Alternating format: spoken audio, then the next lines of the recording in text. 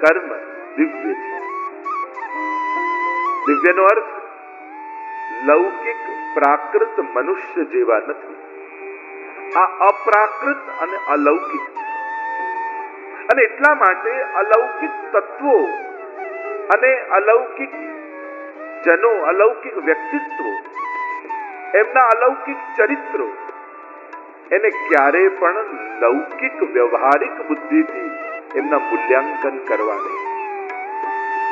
કારણ કે લૌકિક ગણિતથી આમના ચરિત્રો પર છે, આમના વ્યક્તિત્વો અલૌકિક છે. સર્વોત્તમ સ્તોત્રમાં ગુસાઈજીએ પહેલા જ પ્રથમ 6 શ્લોકમાં જ મહાપ્રભુજીના મહાત્મને સમજાવતા કહી દીધું, અપ્રાકૃતા. આ અપ્રાકૃત છે, પ્રાકૃત નથી, લૌકિક નથી. અને જ્યારે લૌકિકતાની જેમાં લેશ માત્ર ગંધ ન હોય એનું મૂલ્યાંકન ક્યારે પણ લૌકિક બુદ્ધિ ન કરે. આ દિવ્યના લૌકિક ચરિત્રો શ્રી મહાપ્રભુજીના પરિશ્રમ માટે, દૈવી જીવો માટે મહાપ્રભુજીએ કર્યા, એના આ એક એક સ્મૃતિ ચિહ્નો છે. 11 વર્ષની અલ્પ આયુના શ્રી વલ્લભાચાર્ય મહાપ્રભુજી એક ધોતી ઉપરણા ધારણ કરી પોતાની માતાની આજ્ઞા લઈ અને દૈવી જીવોના ઉદ્ધાર માટે, ભક્તિનો પ્રચાર કરવા માટે, ભૂવિ ભક્તિ પ્રચારૈક, આ ભૂતલ પર ભક્તિનો પ્રચાર કરવા માટે શ્રી મહાપ્રભુજી પોતાનું ઘર પરિવાર છોડી અને જગતના કલ્યાણ માટે નીકળ્યા છે. વનો ઉપવનો નદીઓ પર્વતોને પસાર કરતા કરતા ભારતના ખૂણે ખૂણે પધારી એક દિવ્ય મશાલ, એક દિવ્ય જ્યોત ભક્તિની ભારત વર્ષમાં પ્રગટાવી મહાપ્રભુજી. ભક્તિ કા ડંકા ભારત में બજવાયા શ્રી મહાપ્રભુજી. આ ભક્તિનો ડિમડિમ ઘોષ શ્રી મહાપ્રભુજીએ વગાડ્યો ભારત વર્ષમાં. આજે પણ ભારતની ગવર્મેન્ટ એમ કહે છે કે લાખો ગામડાઓ સુધી અમે રોડ નથી પહોંચાડી શક્યા, અમે વીજળી નથી પહોંચાડી શક્યા, હજી ગવર્મેન્ટ પહોંચી નથી શકી. જ્યાં આજે આટલા વર્ષો બાદ પણ ગવર્મેન્ટ પાસે આટલા સાધનો હોવા છતાં ન પહોંચી શકી હોય, ત્યાં અમારા હિન્દુ ધર્મ, સનાતન ધર્મના આચાર્યો એ ભારતના ખૂણે ખૂણે, ગામડે ગામડે પહોંચ્યા. શ્રી મહાપ્રભુજી આજથી 550 વર્ષ પહેલા કેવા કેવા નાના નાના ગામો જે ભારતના નકશામાં ન દોરાયા હોય એવા એવા સ્થાનો, એવા એવા તીર્થોમાં, ત્યારે તો નથી કોઈ મેપ, નથી કોઈ જીપીએસ, નથી કોઈ પ્લાનિંગ, નથી કોઈ બજાર, નથી કોઈ લાઈટ, નથી કોઈ રસ્તા, નથી કોઈ વાહન. અને એવા સમયમાં આપણા આચાર્યોની ક્રાંતિ, એમનો પરિશ્રમ આ હિન્દુ સંસ્કૃતિને જાગૃત બનાવવા માટે, આખા ભારત વર્ષને અખંડ બનાવવા માટે જે મહાપ્રભુજીએ પરિશ્રમ કર્યો છે, એ ભારત વર્ષ પર રહેલો આપનો ઉપકાર પ્રત્યેક ભારતીય કેમ ભૂલી શકે? નાના નાના ગામડાઓમાં ખેડૂતો રહે, જ્યાં કોઈ શિક્ષણ ન હોય, કોઈ સ્કૂલ ન હોય, પણ એને પણ એક આદર્શ દિનચર્યા કેવી હોવી જોઈએ એક વૈષ્ણવની, એ મનુષ્ય માત્રનું એક ડેઈલી રૂટીન, એનું જીવન ચરિત્ર કેવું હોવું જોઈએ. એક ઝૂંપડામાં રહેનારો સાધારણ વ્યક્તિ પણ મહાનતમ મૂલ્યોને જીવનમાં સ્વીકાર કરી અને જીવતો હોય, ત્યારે આ દેન એ આપણા આચાર્યોની છે. ગમે તેટલી સારામાં સારી સ્કૂલો આજે અવેલેબલ છે, શિક્ષણ મળે છે, પણ સંસ્કાર માટે હંમેશા બધા ચિંતિત રહે છે. શિક્ષણની સુવિધાઓ ખૂબ ઊભી કરવામાં આવી, પણ સંસ્કારોનું શું? આ કાર્ય તો આપણા આચાર્યોએ કર્યું. મહાપ્રભુજીએ 84 સ્થાનોમાં ભારતના 7 દિવસ ભાગવતજીના પારાયણ કરી, બેઠકજી સ્થાપિત કરી અને ઠેર ઠેર ભક્તિની ધ્વજાને ફરકાવી. આ 84 બેઠકનું ચરિત્ર જ્યારે આપણે વાંચીએ છીએ, જ્યારે સાંભળીએ છીએ, ત્યારે આપણને ખ્યાલ આવે છે કે આ મહાપુરુષોની દેન શું છે આ ભારત વર્ષ.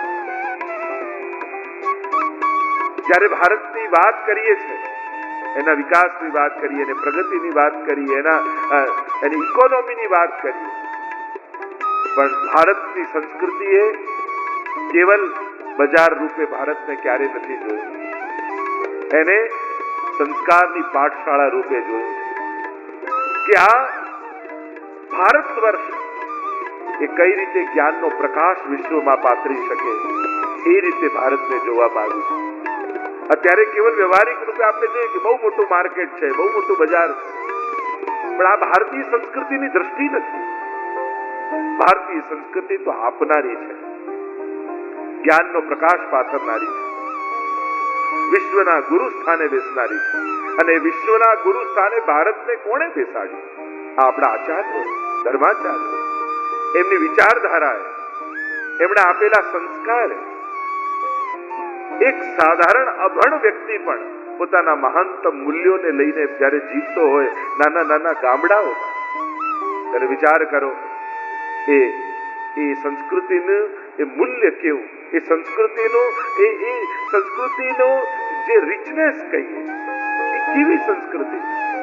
અને એમાં જ્યારે આપણો જન્મ થયો હોય, એ સંસ્કૃતિ સાથે જ્યારે આપણે સંકળાયેલા હોઈએ, ત્યારે એક બહુ મોટું ગૌરવ આપણી જાતને આપણને ભગવાને આપ્યું છે, ભારતીય બનાવ્યું. ભલે પછી કોઈ પણ દેશમાં આપણે વસતા હોઈએ, કોઈ પણ દેશનો પાસપોર્ટ હોય, સિટીઝનશીપ હોય, પણ હૃદયમાં ભારતીય સંસ્કારો હોવા જરૂરી છે.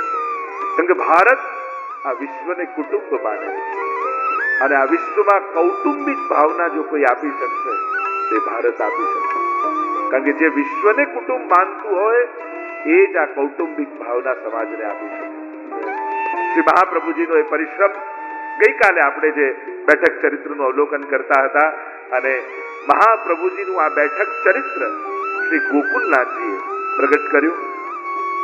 શરૂઆત કરી ગોકુલ, ગઈકાલે એની પણ ચર્ચા આપણે કરી. ગોકુલથી શરૂઆત કેમ કરી, ગોવિંદ ઘાટ, ઠકરાણી ઘાટ ઉપર, અને એ બેઠકજીની આપણે ચર્ચા કરી રહ્યા હતા. આઈએ બેઠકજીના એ ચરિત્રને પ્રારંભ કરતા પહેલા આ બેઠકજીઓને વંદન કરી લઈએ. કારણ કે ક્રમ તો એવો વિચાર્યો તો રોજ બાર બેઠકજી લેવું, પણ જેટલો સમય રહેશે આપણે પૂરું કરવાની કોઈ ઉતાવળ નથી. બતાવવામાં મને રસ નથી, મને તો પહોંચાડવામાં રસ છે. મહાપ્રભુજીની કોઈ એક વાત પણ તમારા સુધી પહોંચી જશે ને તો તમે વલ્લભીય બની જશો. પણ દરેક ચરિત્રને આપણે જોવા છે. અહીંયા જ્યારે તમે પરિક્રમા કરશો ત્યારે મહાપ્રભુજીના એક બેઠકજીના ચરિત્રો પ્રમાણેનું આખું સજાવટ તમને દર્શન કરવા મળશે. એટલે જ્યારે પણ તમે પરિક્રમા કરતા હો ત્યારે એક બેઠકજીને ધ્યાનથી જોજો કે મહાપ્રભુજી બિરાજેલા છે, કોણ વૈષ્ણવ પર કઈ રીતે કૃપા કરી રહ્યા છે, કઈ રીતે ઉપદેશ આપી રહ્યા છે, એનું તમને દર્શન અહીંયા પ્રત્યક્ષ થશે. અને કથામાં તમે કર્ણ દ્વારા એ ચરિત્રનું દર્શન કરશો અને અહીંયા નેત્રો દ્વારા દર્શન થશે. आइए उस बैठक चरित्र के कीर्तन को गान करके, वंदन करके, तो આજે આપણે ગઈકાલના 12 બેઠકજી અને આજના 12 બેઠકજી એમ 24 બેઠકજીને વંદન કરી અને પછી ચરિત્રનું અવગાહન કરીએ. મહાપ્રભુજીનું આરાધન અનેક પ્રકારથી બતાવવામાં આવ્યું છે. જેમ અત્યારે સ્વરૂપોનું આરાધનને આપણે કરીએ છીએ, પ્રાચીન સમયમાં તમે જોવા જાઓ તો ચિત્ર સ્વરૂપ સેવામાં મહાપ્રભુજીના ગણને ત્યાં બિરાજતા. ઘણાને ત્યાં મહાપ્રભુજીએ પોતાના પાદુકાજી પધરાવી દીધા. શ્યામદાસ સુથારાદીની વાર્તા 84 આદિ વૈષ્ણવમાં તમે જુઓ તો મહાપ્રભુજીના પાદુકાજીની સેવાનો ક્રમ. ત્રીજો ક્રમ, ક્યાંક મહાપ્રભુજીએ પોતાના હસ્તાક્ષર પધરાવી દીધા, અને હસ્તાક્ષર પણ શ્રી વલ્લભ સ્વરૂપ છે. ગઈકાલે જે મેં વાત કરી હતી, આટલા સ્વરૂપે મહાપ્રભુજીએ પોતે આજ્ઞા કરી છે કે હું પ્રગટ રૂપે બિરાજમાન છું. મારા ગ્રંથ, મારા હસ્તાક્ષર, મારી માલા, મારી પાદુકા, મારા વંશ, મારી બેઠક, આટલા મારા પ્રગટ સ્વરૂપો છે. તો આજે પણ ઘણા સ્થાનોમાં શ્રી મહાપ્રભુજીના હસ્તાક્ષરજીની સેવા થાય છે. એમ જ મહાપ્રભુજીની સેવામાં બેઠકજીનો ક્રમ એ પણ વિશેષ રૂપે છે. પ્રાય જ્યારે પણ ભારત વર્ષમાં કોઈ પણ તીર્થમાં જઈએ તો લગભગ બધા જ તીર્થોમાં શ્રી મહાપ્રભુજીના બેઠકજી બિરાજમાન છે. આ બેઠકજીના અનેક ભાવો આપણે ત્યાં કહેવામાં આવ્યા છે. ગુરુસ્થાન છે એ તો નિશ્ચિત વાત છે, પણ ભાવાત્મક ક્રમોમાં શ્રી વલ્લભની કુંજ છે એવો પણ એક ભાવ બતાવવામાં આવ્યો. પ્રથમ બેઠકથી ગઈકાલે બેઠક યાત્રાની આપણે શરૂઆત કરી હતી. પ્રથમ બેઠક ગોકુલની ગોવિંદ ઘાટ અને ઠકરાણી ઘાટની કહેવામાં આવી. જે ચર્ચા આપણે કરી રહ્યા હતા કે બેઠકજીની શરૂઆતની યાત્રા તો જન્મથી હોવી જોઈએ, પણ આ કોઈ ઐતિહાસિક રૂપે બેઠક ચરિત્રનો ક્રમ નથી બતાવવામાં આવ્યો. મહાપ્રભુજીના જીવન ચરિત્ર રૂપે નથી બતાવવામાં આવ્યો. નહીં તો ચંપારણથી શરૂ થાત, પહેલી બેઠક ચંપારણજીની કહેત, પણ આ એક પુષ્ટિ ભક્તિની યાત્રા રૂપે શ્રી મહાપ્રભુજીના બેઠકજીનો ક્રમ બતાવવા માટે પુષ્ટિ માર્ગનું એક મહત્વનું ઐતિહાસિક સ્થાન એ આ ગોકુલની ગોવિંદ ઘાટ અને ઠકરાણી ઘાટની બેઠકજી. કારણ આ પુષ્ટિ ભક્તિના પ્રાગટ્યનું સ્થાન છે. શ્રી વલ્લભના પ્રાગટ્યનું સ્થાન ચંપારણ્ય છે. શ્રી શ્રીનાથજીના પ્રાગટ્યનું સ્થાન ગિરિરાજજીની ઉપર છે. શ્રી ગુસાઈજીનું પ્રાગટ્ય સ્થાન એ ચરણાક છે. પણ પુષ્ટિ ભક્તિનું પ્રાગટ્યનું સ્થાન એ આ ગોકુલની ગોવિંદ ઘાટ અને ઠકરાણી ઘાટની બેઠક છે. ગઈકાલે જે ચર્ચા કરતા હતા, ઠકરાણી ત્રીજનો દિવસ છે. મહાપ્રભુજી વ્રજના બધા જ સ્થાનોને પ્રગટ કરતા કરતા ગોકુલ પધાર્યા છે. ગોકુલમાં જ્યારે મહાપ્રભુજી યમુનાજીના દર્શન કરે છે ત્યારે સાક્ષાત 16 વર્ષ યુવતી સ્વરૂપ શ્રી યમુનાજી પ્રગટ થાય છે. હાથમાં કમળની છડી લઈ અને સ્થાન બતાવે છે. આ ગોવિંદ ઘાટ છે, આ ઠકરાણી ઘાટ છે. અને એ સમયે સાક્ષાત યમુનાજીના પ્રગટ સ્વરૂપે દર્શન કરી શ્રી મહાપ્રભુજીના મુખમાંથી યમુનાષ્ટકનું પ્રાગટ્ય થાય છે. ત્યાં સુધીની કથાનું દર્શન આપણે કર્યું હતું. અને એ દિવસે જ્યારે યમુનાજીના દર્શન થયા, મહાપ્રભુજી ગોવિંદ ઘાટ ઉપર ભાગવતજીનું પારાયણ કરવા બિરાજી ગયા. 7 દિવસ સુધી આ સ્થાન ઉપર મહાપ્રભુજીએ ભાગવતજીનું પારાયણ કર્યું. જો આ બેઠકજીમાં દરેક સ્થાનોમાં 7 જ દિવસ પારાયણ કર્યું હોય એ જરૂરી નથી. ક્યાંક 3 દિવસ છે, ક્યાંક મહિના સુધીનો પણ ઉલ્લેખ છે, ક્યાંક 6 મહિના વિરાજ્યા છે, ક્યાંક કેવલ સંધ્યાવંદન કર્યું છે. એવા પણ બધા ક્રમ મળે બેઠકજીના ક્રમમાં. પારાયણ થયું પૂરું. પવિત્રા એકાદશીનો દિવસ આવ્યો. પવિત્રાનો ક્રમ એ કેવલ પુષ્ટિ માર્ગનો ક્રમ નથી, એ બહુ અનાદિકાલનો ઉત્સવ છે. દરેક યુગમાં જુદા જુદા પ્રકારના પવિત્રા ધરાવવાનો ક્રમ ઠાકોરજીનો બતાવવામાં આવ્યો છે શાસ્ત્રોમાં. અને એટલા માટે જ્યારે આપણા હવેલીના ક્રમમાં પણ, આપણા સેવાના ક્રમમાં પણ આપણે પવિત્રા ધરાવતા હોઈએ ત્યારે સૂતરના, રેશમના, સોનેરી, રૂપેરી, કલાવતુના આવા જુદા જુદા પ્રકારના પવિત્રા ધરાવવામાં આવે. કારણ કે દરેક યુગમાં જુદા પ્રકારના પવિત્રાનો ક્રમ છે. ક્યાંક સોનાના ધરાવવાનો ક્રમ છે કયા યુગમાં, ક્યાંક રૂપાના, ચાંદીના પવિત્રા ધરાવવામાં આવે, રેશમના અને સૂતરના, આવા ચારેય યુગનો ક્રમ એ પવિત્રાનો ક્રમ બતાવવામાં આવે. તો મહાપ્રભુજીએ પવિત્રા એકાદશી નિમિત્તે પોતાના શ્રીહસ્તથી સૂતરનું 360 તારનું પવિત્ર બનાવીને રાખ્યું.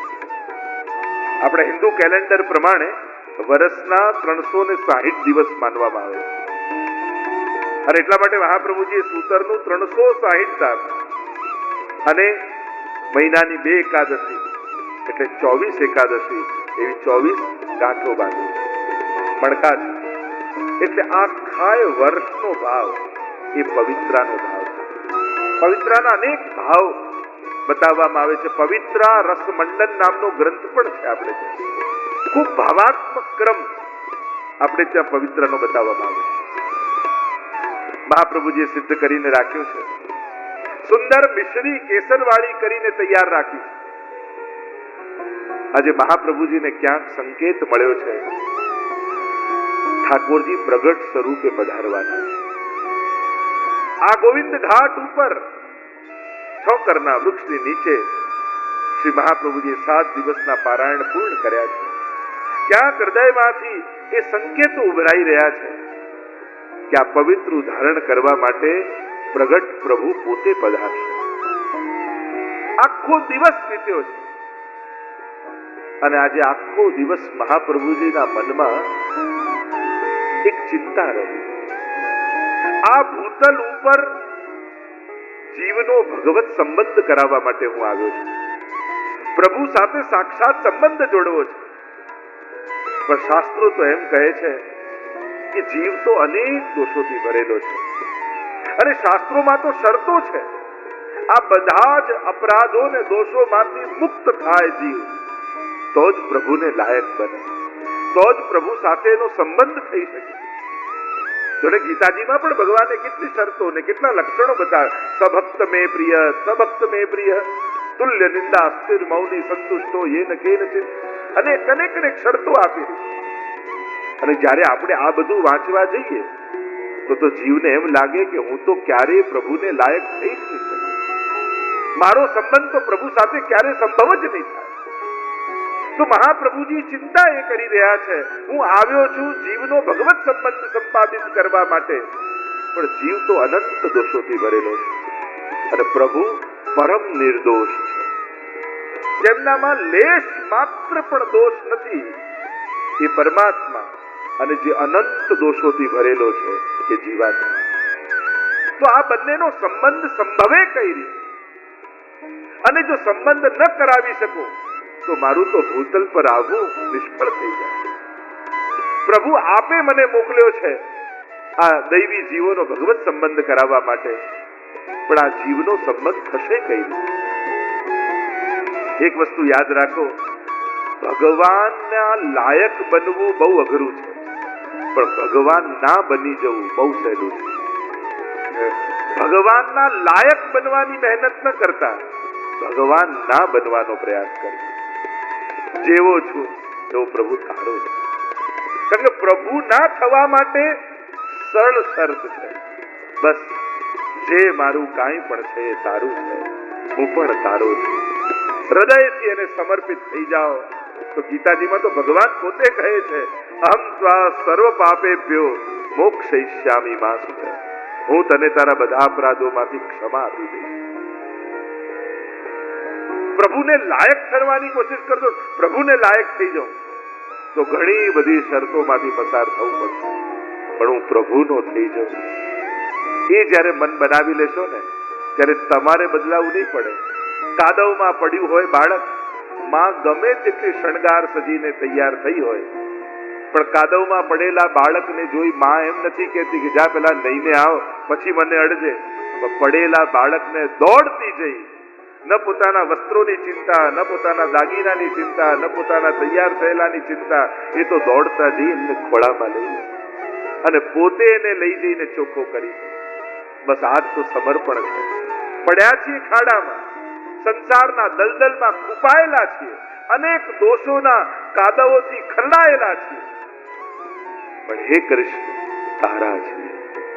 બે હાથ જોડીને જ્યારે બે હાથ ઊંચા કરી ભક્ત જ્યારે ભગવાનને પોકારે, હે કૃષ્ણ તારો છું, ત્યારે ભગવાન પણ પોતાના શાસ્ત્રોના ચોપડાઓ બંધ કરી ખૂણામાં મૂકી અને દોડતો આવી આપણને ખોળામાં ઉચકી લેતો હોય. આજ તો કૃપા માર્ગ છે, આજ તો શરણાગતિનો માર્ગ છે. સાધન બળે શ્રીજી તારી પાસે પહોંચવું એ અમારું સામર્થ્ય નથી, પણ શરણાગત થઈ તારા થઈ જવું આટલું તો સામર્થ્ય છે. એટલે ભગવાનને લાયક નથી થવું, ભગવાન ના થવું. જ્યારે આ ચિંતા મહાપ્રભુજી કરી રહ્યા છે, મધ્યરાત્રિનો સમય આવી ગયો, અડધી રાત્રિ થઈ ગઈ, મહાપ્રભુજીને નિંદ્રા નથી આવતી. મારા જીવનો પ્રભુ સ્વીકાર કઈ રીતે કરે? વિચાર કરો, મહાપ્રભુજી આપણા માટે જાગી રહ્યા છે. આજ તો મહાપ્રભુ છે ને, પ્રભુ ઠાકોરજીને કહીએ, વલ્લભને મહાપ્રભુ કહીએ, કારણ સર્વતંત્ર સ્વતંત્ર એ પરમાત્મા શ્રીનાથજી, એને કોઈ બાંધી ન શકે, પણ એ પ્રભુને પણ પરતંત્ર બનાવી ભક્તનો અને એની ગોદમાં પધરાવી દે એ મહાપ્રભુ છે. જે પ્રભુનું દાન આપવા સમર્થ છે એ મહાપ્રભુ છે. મધ્યરાત્રિનો સમય થયો, ચિંતામાં મગ્ન એવા મહાપ્રભુજી એક સમય ચિંતા ચિત આઈ, દૈવી કિબિદ જાની ન જાઈ, આસુરી સો મિલી રહત સદાઈ, ભિન્ન હોય સો કોન ઉપાય. છે દૈવી જીવ પણ સંસારીઓ લોકો જોડે રહી, આસુરીઓ જોડે રહી, એના પ્રભાવને કારણે આ દૈવી જીવ પણ પોતાનું સ્વરૂપ ભૂલી ગયો. એક વસ્તુ યાદ રાખો, ભગવાને તમને જેના માટે બનાવ્યા છે એ કાર્યમાં જ્યાં સુધી નહીં લાગો ત્યાં સુધી ગમે તેટલું સંસારનું મેળવી લો, તમને શાંતિ કે આનંદ નહીં મળે. કારણ કે તમારું સર્જન ભગવાને કોઈ જુદા ઉદ્દેશ્ય સાથે કર્યું છે. પુષ્ટિ કાયેન નિશ્ચય, મહાપ્રભુજી કહે છે. મારા પુષ્ટિ સૃષ્ટિનું સર્જન એ મહાપ્રભુજી કહે છે ઠાકોરજીએ એની ભક્તિ અને સેવા માટે કર્યું છે. અને જેના માટે તમને ઘડ્યા છે એ કાર્યમાં નહીં લાગો ને ત્યાં સુધી તમને સંસારના કોઈ પદાર્થ તૃપ્તિનો અનુભવ નહીં કરાવી. ભલે બધું જ દુનિયાનું મેળવી લો, પણ જ્યાં સુધી કટોરી મિશ્રી ઠાકોરજીને નહીં આરોગાવ ને ત્યાં સુધી તમને ઓળકાર નહીં આવે. કારણ કે તમને ઘડ્યા છે ભોગ માટે નહીં, ભોગ કરવા માટે બનાવ્યા છે.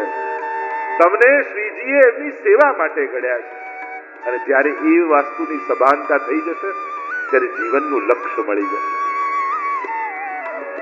ચિંતા કરી રહ્યા છે મહાપ્રભુ, કારણ કે આસુરી છો, તમે જેની સાથે રહો એનો પ્રભાવ તમારી પર આવી છે. સંસારમાં રહીએ છે પણ સંસાર માટે નથી પેદા થયા.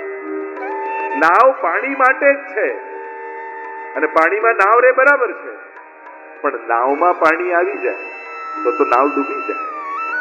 એમ સંસારમાં રહેવું બરાબર છે, પણ સંસાર આપણામાં ન આવી જાય.